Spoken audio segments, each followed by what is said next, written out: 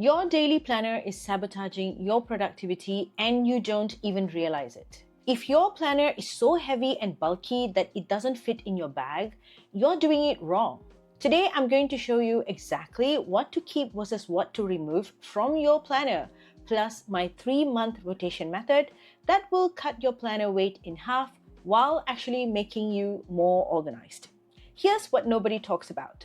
I have been using Planner for over 20 years from my corporate days to now as a content creator, and I discovered that 80% of what we carry around, we never actually reference. So let's be honest. Most people's planners look like they are preparing for a zombie apocalypse.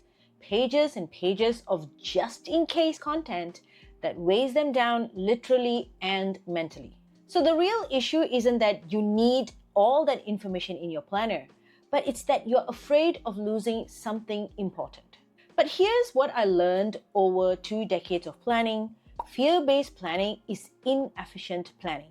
When you carry everything just in case in your planner, you are actually making it harder to find what you need day to day. It's like having a messy desk. The more stuff you have, the less productive you become. So the question becomes, what actually belongs in a planner versus what should live elsewhere? And let me show you my solution.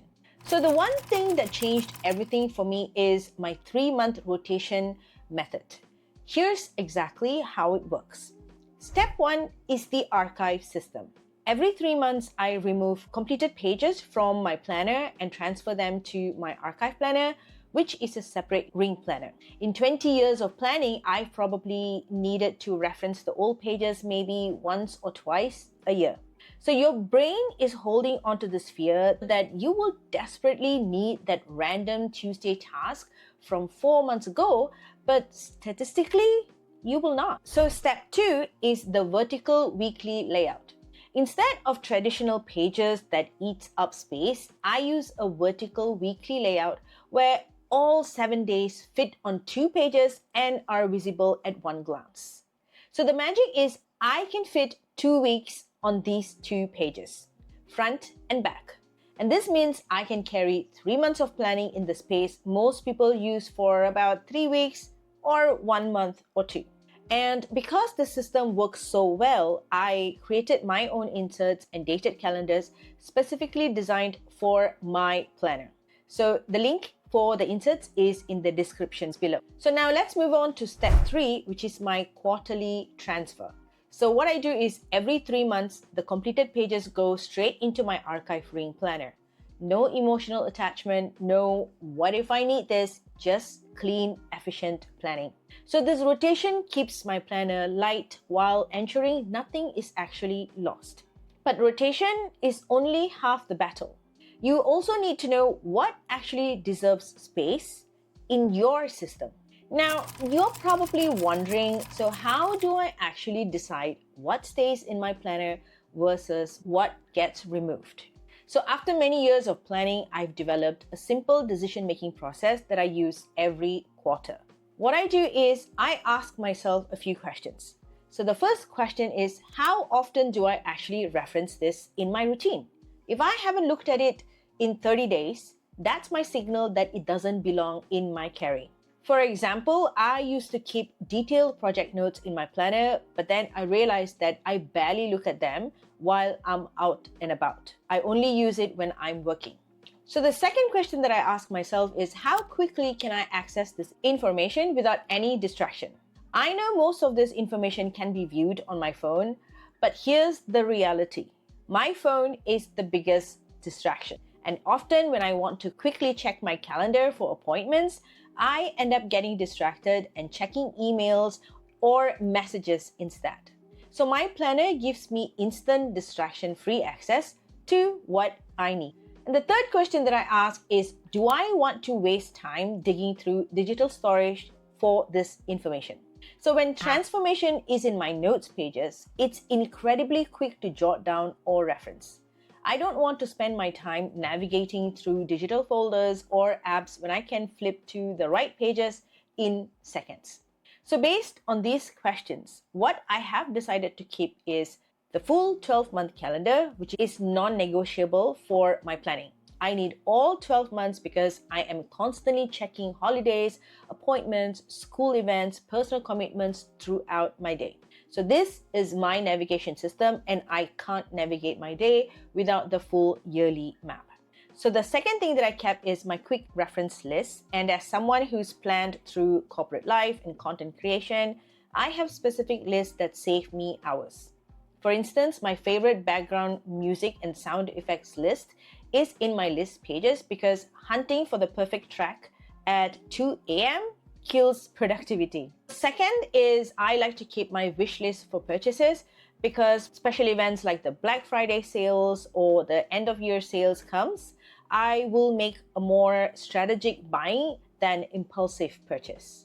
So the next list that I have is business expense tracking. So what I do is I update the list whenever I receive business invoices or make business related expense. Then at the end of the month, I will transfer those expenses into my Excel sheet. So this saves me time from opening spreadsheets 20 times in a day. So the third thing that I have in my daily planner is I track 3 project areas that I review constantly. They are my YouTube content pipeline, my brand development, and my income source tracking. So note that I said active projects that need attention, not the 15 someday maybe list that don't belong in my planner. So what I do is every 3 months, I go through each section using these 3 questions. And if something fails this test, it either gets archived or eliminated entirely. Now, this decision framework and rotation method are actually part of a bigger system I've developed over 20 years, which I called the WIN method. If you want to dive deeper into creating planning systems that work for your complex life, not just your planner, but your entire approach to managing work, family, and personal goals, I'm about to launch my complete guide, and it's specifically designed for people who are tired of productivity advice that doesn't fit their reality. The link is in the description box below. Remember, your planner should give you faster, distraction-free access to information than your digital devices. So this system that I have keeps my mind focused on what I truly need quick access to. So now that you know what belongs in your planner, let's talk about the complete carrying system. So most people stop at making their planner light, but ignore everything else that affects portability. So I take this further with what I call my complete planner lightening system, which is my bag strategy. I deliberately chose small handbags that force me to keep my planner truly minimal. The key insight is get a bag with a top zip, not a flap, because when you're pulling your planner in and out 10 plus times per day, flap bag becomes productivity killers. Top zip bags make planner access effortless. And next is the ultimate carry hack, which is I converted my planner into my wallet. One less item to carry, one less thing to forget, and one less thing taking up space. So your planner becomes your command center and your wallet. This might sound extreme to some of you, but when you are carrying a truly streamlined system, it works perfectly. So the goal is creating a planner system so light and efficient that you never have an excuse not to have it with you. But I know what you're thinking. What if I really do need something that I removed? So let me address that anxiety. So talking about the anxiety that you feel when you remove the pages from your planner, this is what I call just in case hoarding.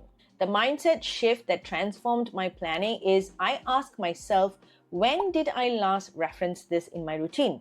Not, will I need this someday? Trust me on this, I have done this so many times and I realized that I made my planner so bulky, but the moment I changed my question, my perspective changed and I have maintained my planner size minimal. But this is easier said than done, right? So the psychological trick that I did to myself to make it work is I did the archive ring planner system.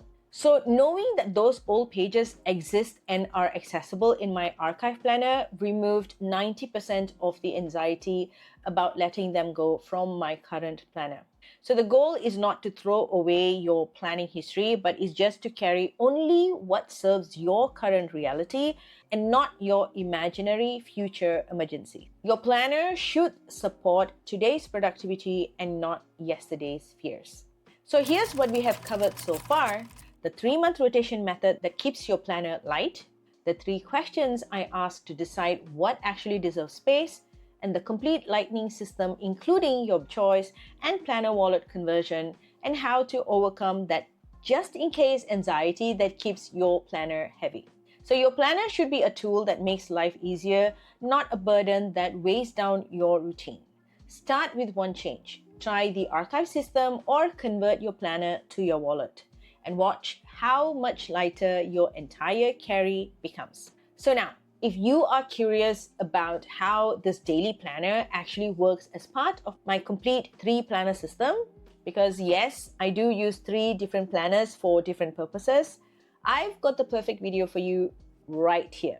You will see exactly how my planner integrates with my other planning tools to create a system that has kept me organized for years. Until then, I will see you in my next video. Bye!